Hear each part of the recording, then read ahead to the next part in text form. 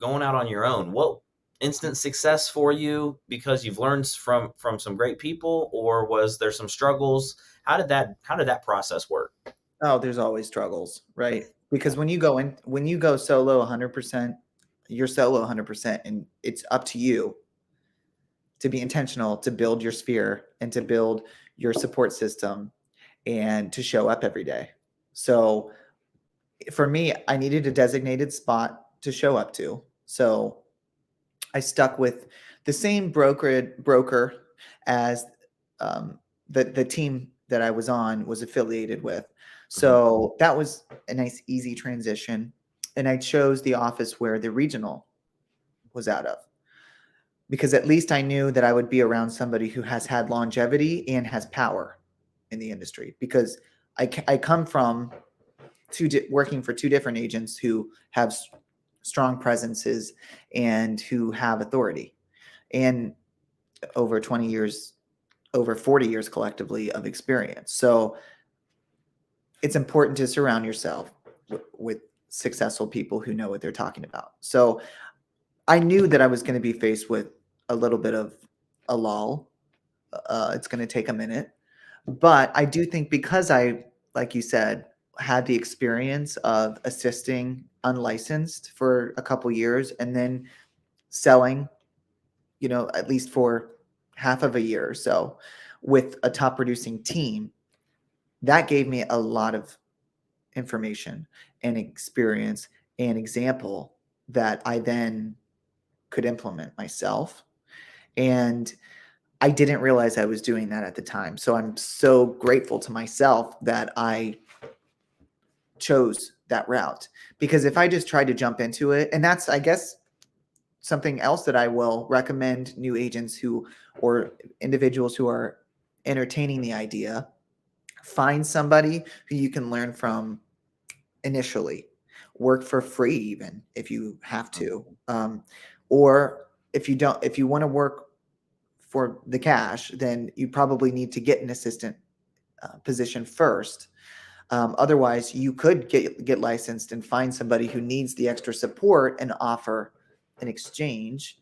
But I definitely, brokerage that you choose is important, and I know that you'll discuss that or touch that. Definitely important.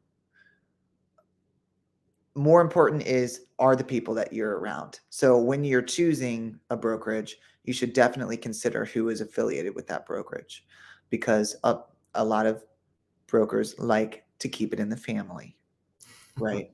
I consider my family the people that I choose to be my family in the industry. And if they're in a different brokerage, then so be it. Yeah. But I've also been around long enough to be able to say that. Right. When you just get started, you want to have a strong support system and also a place to go, an Yeah. office, so Yeah. forth. I'm not sure if that answered the question, but hopefully Yeah. it. No. No, I sometimes people come out of the gates and they're firing right, and they have that instant success, and they're tapping into maybe their other career and sphere of influence and all those things. And some people, they have those struggles. It's 5 months of no closings, and those things. Well, And I went 6 months, and that yeah, was not initially like right when I switched. That was like in the middle. My focus had shifted a little bit. I'd been going through some things personally, yeah, and I went 6 months.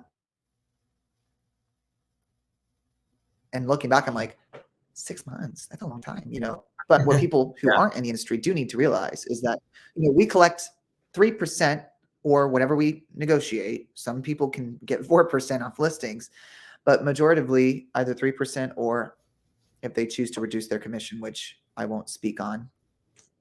Um, at the end of the day, depending on the split that you have agreed upon with your broker, that's still a significant amount. We work for it, and yeah, I do 150% feel as though we earn. At least I confident yeah, to know that I earn my commission check. yeah. That's not my main focus, and I'm sure it's not yours either. I mean, truly, my main focus is to get my people where they want to go and to get Right. that good review at the end of the day, because I want their positive feedback, and I want to know that I was able to actually positively affect a family or an individual to help them grow. And then the paycheck comes after, and it's like, great. Yeah. So I was able to sustain a life for 6 months without having a closing, but it's definitely not inspiring.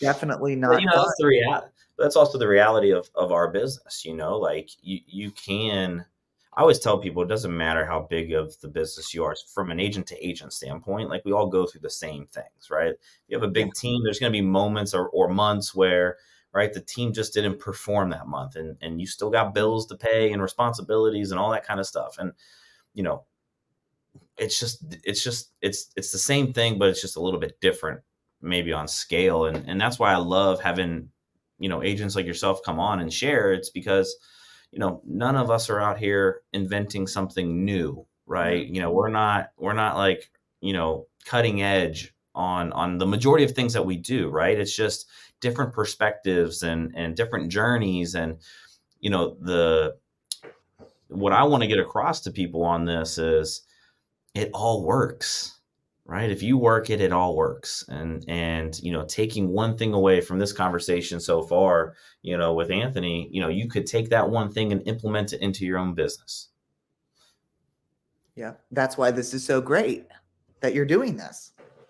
Well, and So, honestly, you know, honestly, I just got tired of hearing top listing agent that, top, you know, buyer, you know, top this, top that, top, you know, like define success. Success is defined by you and what you're trying to do, right? So, right.